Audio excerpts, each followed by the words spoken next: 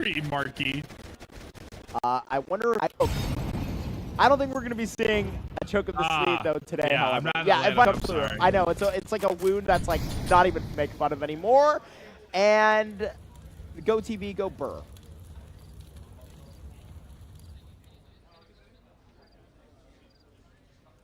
Precisely. Matt, who do you think wins this fight? Dude, he's like Ghost Rider. Just in the fire, man. That's crazy.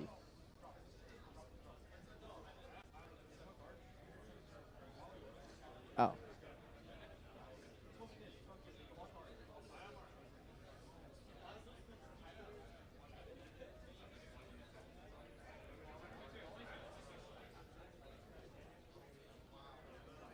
Who's this guy?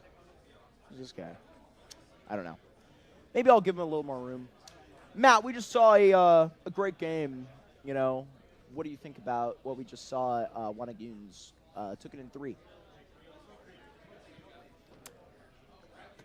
Sick. All right. Well, honestly, oh. I don't know if you guys can see me right now.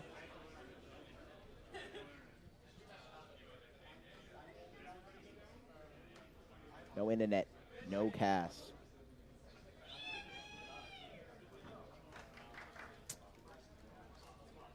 Gotta have internet to play video games, guys. Pretty important.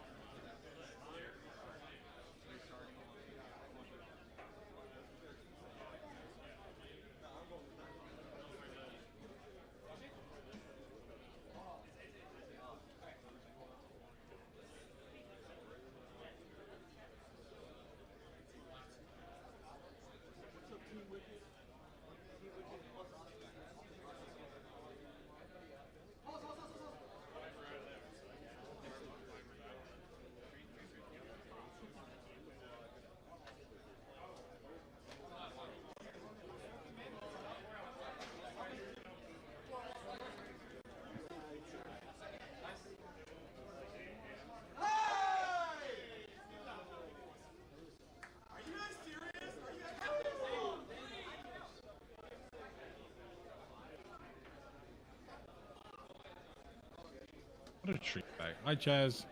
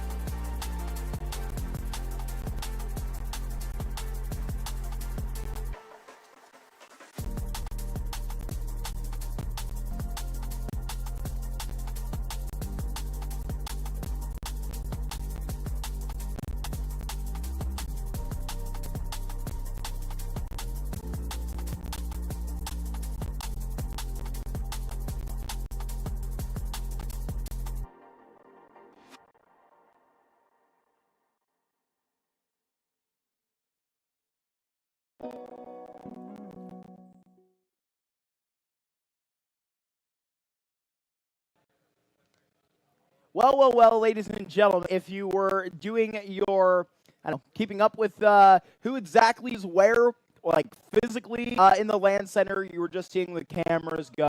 On that far end, we saw Goons and Cuddy facing each other in that game. It was one of Goons that ended up winning that Inferno, I believe 13-9, after one more round ended up going the way of Cooney. Matt, we're back. Yeah, I mean, overall, Cooney kind of you brought it. They just looked defeated at the end of map number 2. We saw that going into map number 3. They did go ahead and start bringing it back to the end, but it was too late. So the Wanted Goons will most likely face off against Lag, but they also haven't played their game yet. So I'm not gonna count the chickens before they hatch.